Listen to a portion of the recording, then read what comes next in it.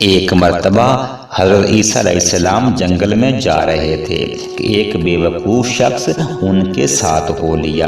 جنگل میں ایک جگہ گہرے گڑھے میں ہڈیوں کا ڈھیر پڑا ہوا تھا۔ وہ بیوقوف ہڈیوں کا ڈھیر دیکھ کر رک گیا اور عیسیٰ علیہ السلام سے کہنے لگا، اے روح اللہ، وہ کیا اسم اعظم ہے جسے پڑھ کر آپ مردوں کو زندہ فرماتے ہیں؟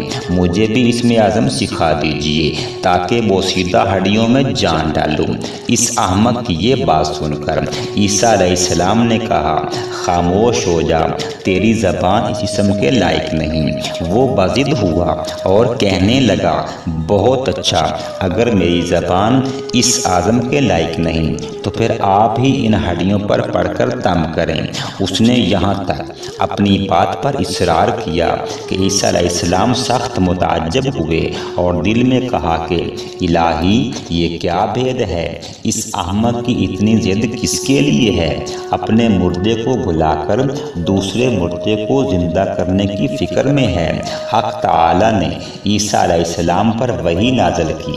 اس میں حیرت کی کیا بات ہے؟ حماقت کو حماقت ہی کی تلاش ہوتی ہے اور بد نصیبی ہی کا گھر ڈھونڈتی ہے۔ اتنے میں اس بیوقوف نے پھر ان ہڈیوں پر اسم اعظم پڑھ کر دم کرنے کا تقاضا کیا، اور جب انہوں نے اسے سمجھانے کی کوشش کی تو ناراض ہو کر بولا، اے روح اللہ، اب آپ بھی اپنا معجزہ دکھانے میں بخل سے کام لینے لگے۔ شاید آپ کی زبان مبارک میں پہلی تاثیر نہ رہی ہوگی۔ یہ سن کر عیسیٰ علیہ السلام نے ان ہڈیوں پر اسم اعظم پڑھ کر دم کیا۔ آن کی آن میں ان ہڈیوں کے اندر حرکت ہوئی۔ کیا دیکھتا ہے کہ ایک ہیبت ناک شکل کا شیر ہے، وہ زوردار طریقے سے گرجا اور اس بیوقوف شخص کو لمحہ بھر میں چیر پھاڑ کر برابر کر دیا، یہاں تک کہ کھوپڑی بھی پاش پاش کاٹ ڈالی۔ اس کا خول ایسے خالی ہوا جیسے اس میں پیجا تھا ہی نہیں۔ عیسیٰ علیہ السلام یہ تماشا دیکھ کر حیران ہوئے اور شیر سے پوچھا، اے جنگل کے درندے، تو نے اس شخص کو اتنی تیزی سے کیوں چیر پھاڑ ڈالا؟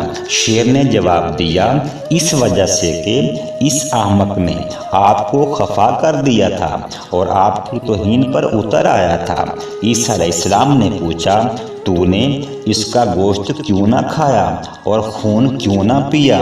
شیر نے کہا، اے پیغمبر خدا، میری قسمت میں اب رزق نہیں ہے۔ اگر اس جہان میں میرا رزق باقی ہوتا تو مجھے مردوں میں داخل ہی کیوں کیا جاتا؟